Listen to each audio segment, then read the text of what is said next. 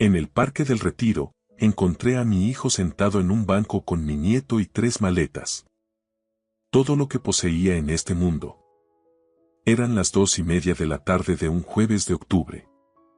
Mateo estaba encorvado, con los hombros hundidos, y a su lado, Lucas, mi nieto de 4 años, pateaba las hojas secas con sus zapatillas de luces. Me detuve de golpe. Mi sombra cayó sobre él antes de que se atreviera a levantar la vista. Tenía los ojos rojos, no solo por el cansancio, sino por algo mucho más profundo. La derrota. ¿Por qué no estás en la oficina?, le pregunté. Mateo apretó la mandíbula. Me han despedido esta mañana. Carlos dijo que nuestra sangre no pertenece a la de gente como ellos. Esas palabras se quedaron flotando en el aire frío de Madrid. 3 años de cenas dominicales en el chalet de Puerta de Hierro. 3 años viendo a Carlos de la Vega explicar la diferencia entre el dinero de siempre y el de los nuevos ricos, entre los que pertenecen al círculo y los que no. Había catalogado cada insulto en mi mente, pero esto era cruzar la línea. Sube al coche, le dije. No tengo a dónde ir, papá. Su voz se quebró. Elena ha cambiado la cerradura. Ha sacado mis cosas a la calle mientras me echaban. Dice que su padre ha tomado la decisión correcta. Lucas me tiró de la manga. Abuelo Sebastián, mamá dice que tú eres el hombre más fuerte de toda España. ¿Puedes arreglar esto? Me puse a su altura. Puedo arreglarlo, campeón.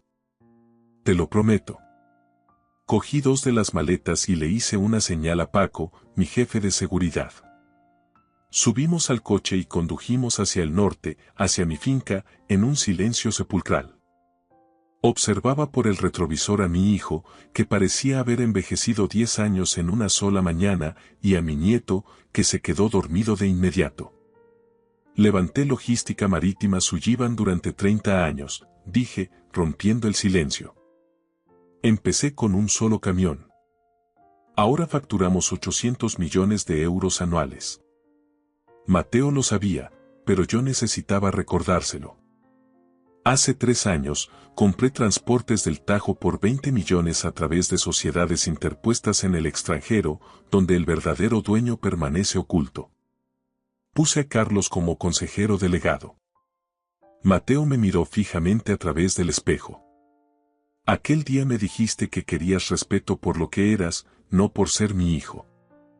Acepté no interferir. Era nuestro trato. Y lo cumpliste. Durante 3 años te vi aguantar cosas que habrían hundido a cualquiera. Escuché a Carlos explicar por qué todo en ti era insuficiente. No dije nada porque teníamos un trato. Hice una pausa y mi voz se volvió gélida. Pero Carlos no sabe algo. Transportes del Tajo no es suya. Nunca lo fue. Cada nómina que firmó, cada insulto que lanzó. Todo ocurrió en una empresa que me pertenece. Ha estado trabajando para mí todo este tiempo. ¿Por qué me hiciste pasar por eso?, preguntó Mateo.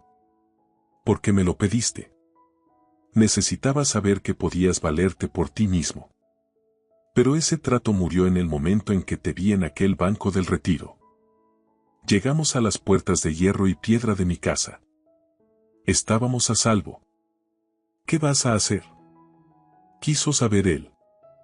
Esbocé una sonrisa. No era una sonrisa cálida. Era la que precede a los acuerdos que dejan a la otra parte sin nada. Carlos quería jugar con linajes y apellidos. Ahora iba a aprender que, en mi mundo, la sangre no significa nada. Solo importa el poder. Y acaba de entrar en guerra con la familia equivocada. Carlos no sabía que yo le pagaba el sueldo. No sabía que podía quitárselo todo con una sola llamada. No sabía que yo había estado recopilando cada desprecio como un fiscal, montando un caso en su contra. Pero estaba a punto de descubrirlo. El ajuste de cuentas había comenzado. Cada domingo, durante 3 años, me tragué los insultos junto con copas de vino caro y fui acumulando munición.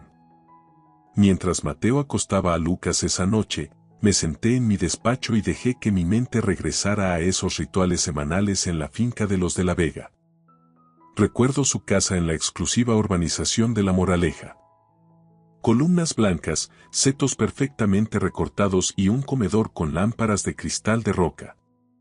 Carlos presidía la mesa. Elena, a su lado, no despegaba la vista del móvil. Mateo frente a su esposa con los hombros tensos y yo al final, lo bastante cerca para ser testigo de todo, pero lo bastante lejos para ser ignorado. En aquella primera cena, Carlos cogió la copa de vino de Mateo y la desplazó 5 centímetros a la izquierda. Usó ese tono que emplean los hombres ricos cuando fingen ser amables. Un Rioja de gran reserva se sostiene con respeto, Mateo. Por el tallo, nunca por el cáliz. Los detalles exponen la casta. O la falta de ella. Mateo se puso rojo y asintió. Elena ni siquiera levantó la mirada, nunca lo defendió, ni una sola vez en 3 años. Yo cortaba mi pato con precisión y callaba. Cada semana había una corrección nueva. Su postura, su corbata, su educación en una universidad pública frente al máster en el IE de Carlos. 3 años viendo cómo se apagaba la luz de mi hijo, pero yo había hecho una promesa de no interferir. Así que observé y memoricé. Hace 6 meses, algo cambió. Los informes trimestrales de Transportes del Tajo empezaron a llegar con una semana de retraso en logística, eso es una eternidad. Contabilidad me dio excusas baratas sobre actualizaciones del sistema que no me creí. 3 meses después, Elena dejó de cogerme el teléfono, dándome largas con mensajes de que estaban en un evento o descansando. Se había levantado un muro entre nosotros. Pero el momento en que supe que algo iba muy mal fue hace una semana. Mateo vino a mi oficina en la Torre de Cristal, en Madrid.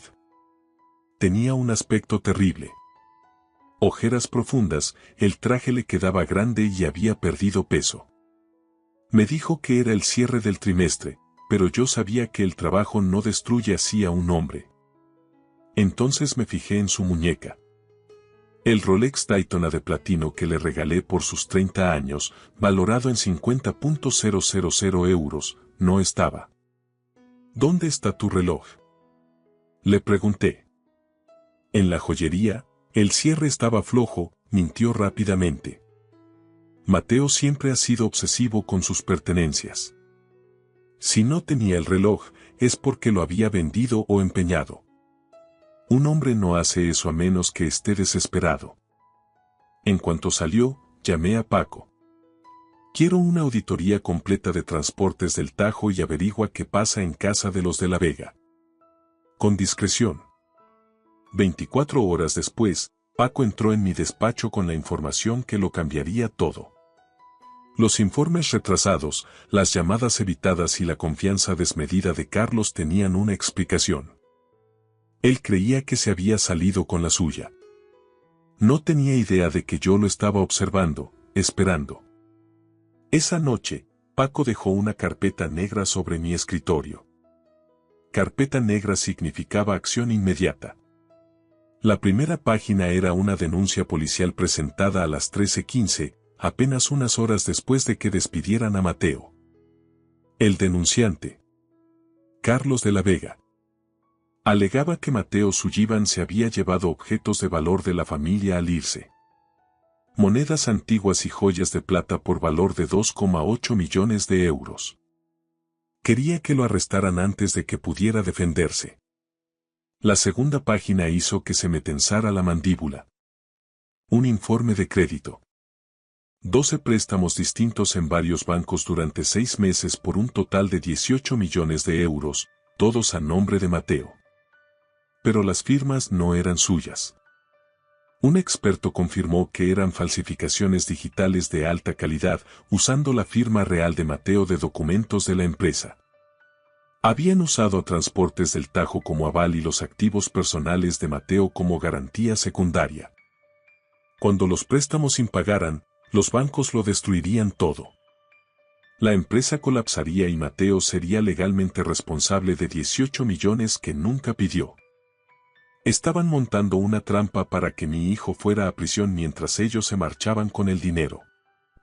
Entonces, Paco puso un video en su tableta.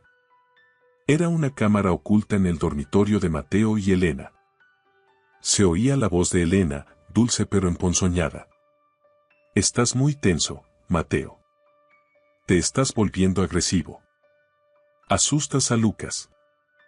No soy agresivo, solo estoy cansado, respondía él. ¿Ves? Ya estás gritando. Estás inestable. En otro clip, Elena rompía un jarrón a propósito y gritaba. Lucas, vete a tu cuarto.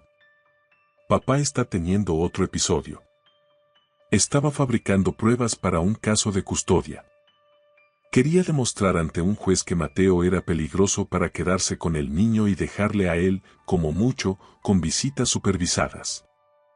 Cerré los ojos un momento, controlando la furia gélida en mi pecho. Hay algo más, dijo Paco en voz baja. Lo peor. Me entregó un documento que reconocí al instante. Un contrato de pignoración. Mi licencia internacional de transporte, la autorización para que Logística Marítima Sullivan opere en los principales puertos del Mediterráneo, con contratos de 400 millones al año, había sido puesta como aval para un préstamo de 7,5 millones en un fondo de las Islas Caimán. Habían usado un notario corrupto para falsificar mi firma. La transferencia de dinero se ejecutaría mañana al mediodía. Por la ventana podía ver la casa de invitados donde Mateo estaba acostando a Lucas, totalmente ajeno a cómo su vida había sido desmantelada sistemáticamente. Bloquea esa transferencia, le ordené a Paco. Habla con el Banco de España, con el Tesoro, con quien haga falta. Ese dinero no se mueve. Y Paco, tráeme todo lo que tengas sobre Carlos de la Vega. Cada deuda, cada cuenta oculta, cada secreto. Intentaron tenderle una trampa a mi hijo. Ahora les iba a enseñar cómo es una trampa de verdad. Los depredadores cazan de noche. Yo también, pero yo cazo con balances y transferencias bancarias, armas mucho más letales que las garras. El jueves a las 8 de la tarde, me encontraba entre las sombras de una sala de exposiciones en el Paseo de la Castellana, rodeado de marcos dorados y esculturas que valían más de lo que la mayoría de la gente gana en su vida. Carlos de la Vega se movía entre la multitud como si fuera el dueño del lugar. No lo era. Lo era yo, o al menos era el dueño de la empresa que pagaba su sueldo. Se detuvo cerca de un boceto de Dalí, consultando su teléfono con nerviosismo. Un hombre se le acercó. Unos 45 años, chaqueta de cuero sobre vaqueros de diseño y un Rolex de oro brillando bajo los focos. Paco ya me había advertido sobre él. Antonio el Ruso, un hombre vinculado al robo de contenedores y cargamentos ilegales en el puerto de Valencia. Objetivo confirmado, susurró Paco por mi auricular. Antonio Ruso. 2 antecedentes por robo de carga, actualmente bajo vigilancia federal. Carlos le tendió la mano, pero Ruso no se la estrechó. En su lugar, deslizó un pequeño USB sobre el pedestal de mármol que lo separaba. 10 unidades, dijo Ruso en voz baja. Mercedes Actros, modelos de 2023. Papeles limpios, matrícula extranjera. 85.000 cada uno. Apreté la mandíbula. 85.000 euros por camión, apenas el 30% de su valor de mercado. 10 camiones significaban 850.000 euros moviéndose bajo cuerda, utilizando las licencias e infraestructura de transportes del Tajo. Carlos se guardó el USB sin mirarlo. Mañana por la mañana, Puerto de Valencia, Muelle 47. Pago al recibir, dijo Carlos. La mitad por adelantado o no hay trato, replicó Ruso. Carlos dudó, pero acabó asintiendo. Está bien, haré la transferencia esta noche. Desde mi posición, levanté el móvil y tomé 3 fotos nítidas. El intercambio, el rostro de Ruso y la mano de Carlos sobre el USB. Paco, cerca de la barra, había grabado toda la conversación. «Podemos interceptar el cargamento al amanecer», murmuró Paco. «No», dije suavemente mientras caminaba hacia la salida. «Deja que ocurra. Quiero que ambos queden registrados recibiendo la mercancía. Entonces actuaremos». El viernes por la tarde, me senté solo en una mesa de un restaurante con vistas al jardín botánico. Elena llegó a las 3 en punto, con un cardigan de cachemira gris y unas gafas de sol de marca que no se quitó. Se sentó frente a mí y soltó un largo suspiro teatral. «Esto ha sido muy difícil para mí», comenzó a decir, secándose ojos secos con un pañuelo. «El comportamiento de Mateo. Nunca imaginé que se volvería tan inestable». No dije nada, solo observé. «Quiero resolver esto discretamente», continuó, «por el bien de Lucas». «¿Qué es lo que quieres, Elena?». Se inclinó hacia adelante. «El ático de la calle Serrano. Vale 4,5 millones. Ponlo a mi nombre y retiraré los cargos. Mateo podrá ser libre». Dejé que el silencio se prolongara, viendo cómo su máscara de dolor se agrietaba para mostrar la ambición que había debajo. Ese es mi hogar», dije, inyectando la dosis justa de miedo en mi voz. «Es todo lo que me queda». «Entonces también perderás a tu hijo», sentenció ella con frialdad, poniendo un documento sobre la mesa. «Esto es un acuerdo de donación, no un acuerdo legal. Sin abogados, sin registros. Solo un regalo generoso de un suegro que se preocupa. Extorsión disfrazada de términos legales». Alargué la mano hacia el papel, rozando el borde con los dedos. El micrófono oculto en mi solapa estaba grabando cada palabra. «Necesitaré tiempo». «Tienes hasta las 10 de la mañana», me interrumpió Elena, levantándose bruscamente. «El notario está esperando. No llegues tarde». Se alejó con el taconeo de sus zapatos resonando contra el mármol y los hombros erguidos, como si ya hubiera ganado. La voz de Paco volvió a mi auricular. «Lo tenemos todo.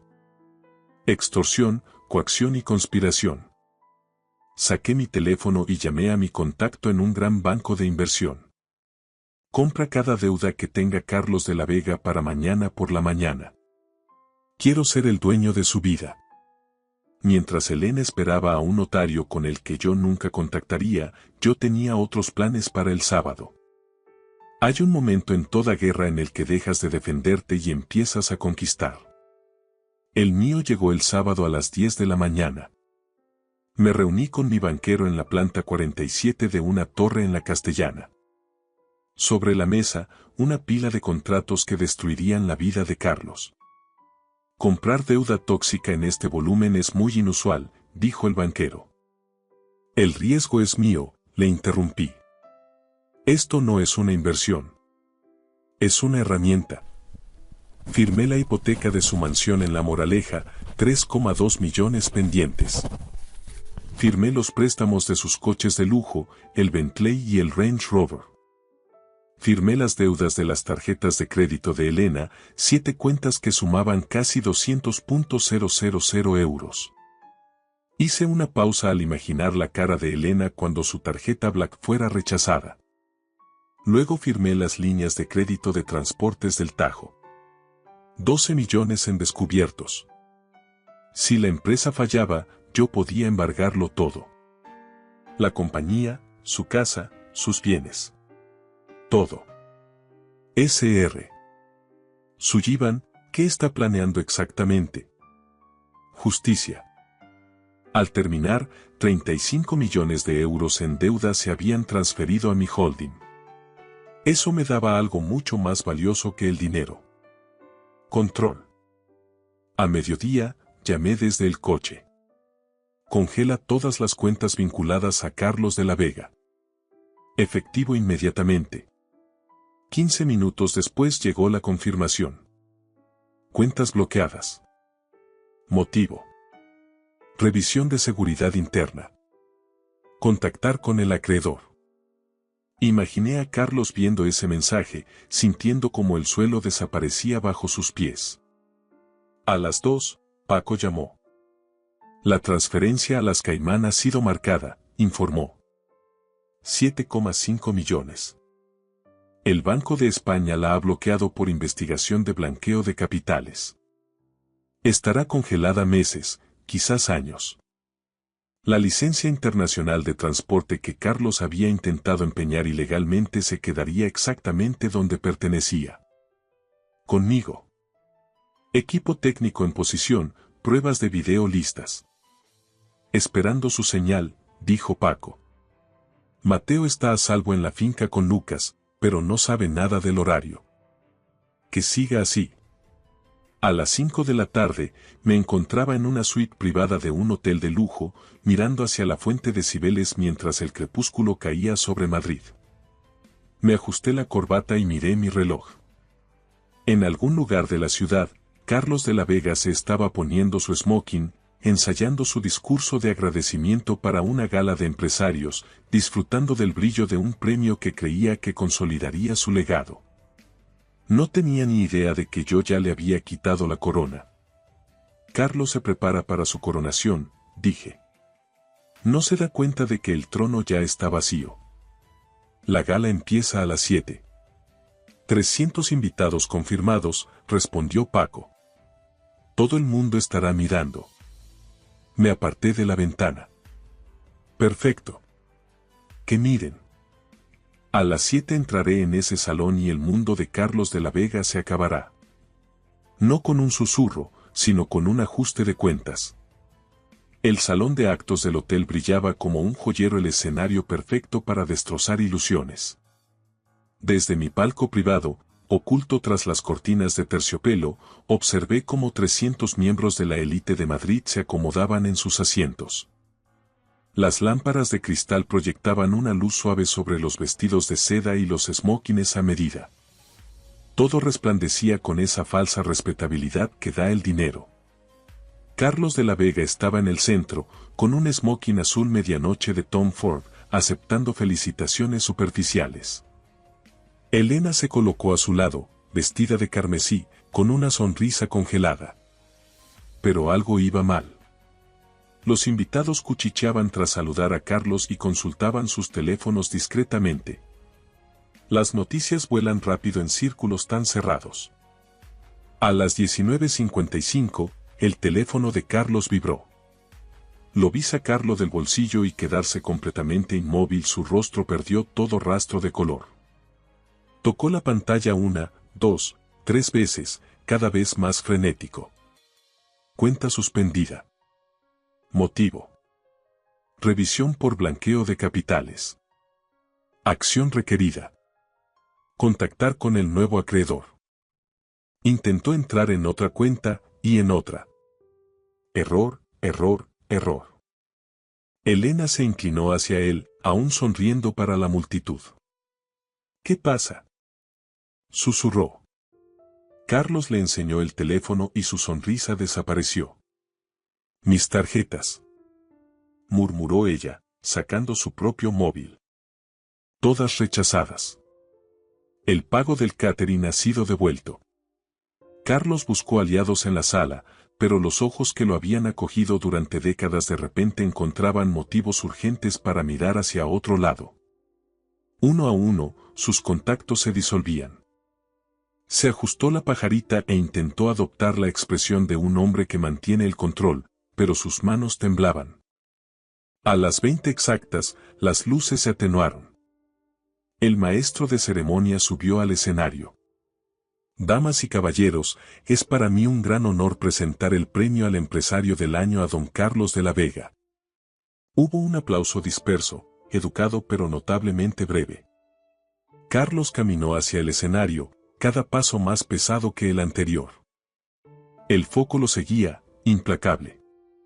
El sudor brillaba en su frente. Agarró el micrófono, abrió la boca para hablar y, en ese instante, la gigante pantalla LED a sus espaldas cobró vida. En lugar del logotipo de la empresa, un audio nítido retumbó por los altavoces. Era la voz de Elena, clara como el cristal. El viejo estúpido ha caído. El ático es nuestro. Carlos se giró hacia la pantalla, con el rostro contorsionado por el horror, mientras escuchaba su propia voz grabada 3 días antes. ¿Y qué hay de Mateo? Que se pudra en la cárcel, respondía la risa fría de Elena. Tiene que aprender cuál es su lugar. El salón estalló en jadeos de asombro. 300 móviles se alzaron para grabar lo que venía después. La pantalla cambió. Aparecieron documentos bancarios, firmas falsificadas y órdenes de transferencia a paraísos fiscales. Cada documento llevaba un sello en letras rojas. Falsificación, extorsión, fraude. Carlos se quedó congelado en el podio, abriendo y cerrando la boca sin emitir sonido alguno, mientras su imperio construido sobre mentiras se colapsaba en tiempo real. Y entonces, desde mi lugar tras la cortina, di un paso hacia la luz. Hay un silencio particular cuando 300 personas se dan cuenta de que han sido testigos de una farsa. Ese silencio es la justicia.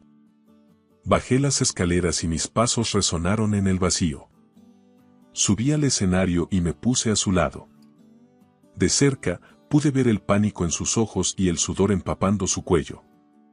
Se giró hacia la audiencia, desesperado. Soy un hombre de prestigio, balbuceó. Este plebeyo envidia la clase que representamos. Nadie habló.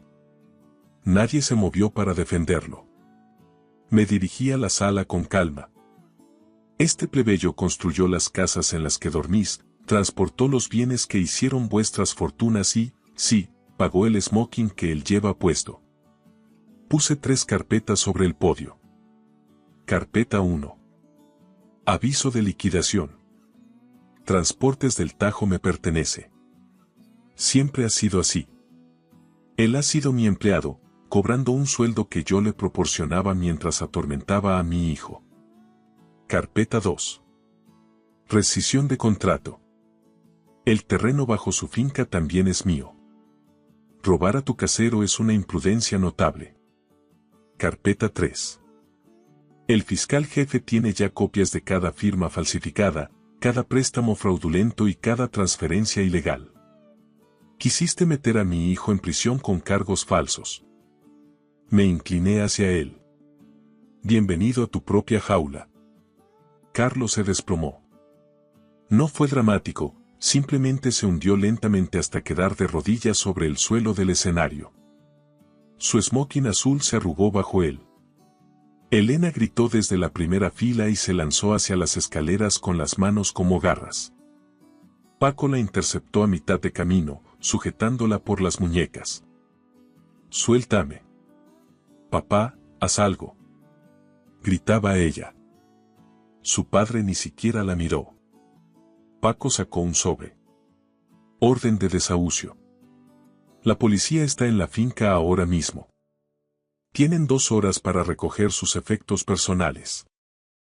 Todas las joyas y objetos de valor han sido presentados como prueba. Los gritos de Elena se disolvieron en sollozos. Me giré hacia el salón por última vez. Vigilen sus bolsillos cuando estén rodeados de gente así. Nunca se sabe qué podría desaparecer. Mateo me esperaba a la salida. Caminamos juntos hacia el exterior mientras, a nuestras espaldas, los guardias de seguridad levantaban al hombre roto del suelo. Fuera, el aire de octubre me golpeó la cara. En el vestíbulo, varios inspectores de la Policía Nacional esperaban con órdenes judiciales en la mano. Lo arrestaron de inmediato por 5 cargos. Elena se enfrentó a consecuencias diferentes. Conspiración civil y extorsión. No hubo esposas para ella esa noche, pero sí el fin de su mundo. No sentí triunfo, sentí un alivio agotador. Los depredadores estaban enjaulados. Ahora empezaba la curación. Pasaron 6 meses desde aquella noche en el hotel. Madrid lucía diferente bajo el sol de la primavera, o quizás era yo quien veía las cosas de otra manera. Sentado en el porche de mi finca, observaba a Mateo. Estaba de pie en el jardín, enseñándole a Lucas cómo batear. No era un entrenamiento profesional, solo un padre y un hijo riendo mientras una pelota de béisbol volaba sobre los rosales. Mateo ya no llevaba trajes de 3 piezas, vestía vaqueros y una camiseta, y por primera vez en años, sus hombros no estaban tensos. Carlos de la Vega terminó aceptando un trato para evitar una condena de 15 años. A cambio de confesar todas sus tramas de fraude y delatar a sus socios en el puerto, su sentencia se redujo considerablemente, pero lo perdió todo. La casa de la Moraleja fue subastada para pagar las deudas con Hacienda y los préstamos que yo mismo había comprado. Elena se mudó a un pequeño piso en las afueras, lejos del brillo de Serrano, y el proceso de divorcio fue rápido y definitivo. Ella intentó luchar por la custodia, pero las grabaciones y los informes psicológicos fueron demoledores. Lo más irónico de todo es que Transportes del Tajo ahora prospera más que nunca. La he integrado oficialmente en Logística Marítima Sullivan. Mateo es el director de operaciones, pero con una condición que él mismo impuso. Los viernes por la tarde la oficina se cierra. Nada de llamadas, nada de correos. El tiempo con Lucas es sagrado. A veces, mientras reviso los informes financieros que muestran que nuestra facturación ha superado los 900 millones de euros, recuerdo las palabras de Carlos sobre la sangre y el linaje. Me doy cuenta de lo vacío que estaba su mundo. Él tenía el apellido, pero yo tenía la verdad. Él tenía la apariencia, pero nosotros teníamos la lealtad. Me levanté del sillón y caminé hacia el jardín. Lucas corrió hacia mí y me abrazó las piernas. Abuelo Sebastián. ¿Has visto eso? Casi llega a los árboles. Lo he visto, campeón. Ha sido un golpe increíble. Mateo se acercó, limpiándose el sudor de la frente con la manga. Me miró y sonrió. No era la sonrisa sumisa que le daba a su suegro, sino la de un hombre que sabe quién es. ¿Te unes a nosotros, papá? ¿O tienes otra junta importante? Me pinchó con afecto. Miré mi teléfono. Tenía 3 llamadas perdidas de un inversor en Dubái y un mensaje sobre una nueva adquisición en el puerto de Barcelona. Guardé el dispositivo en el bolsillo y cogí el guante de cuero que estaba sobre la mesa. La junta puede esperar, dije. Ahora mismo, tengo un compromiso mucho más importante.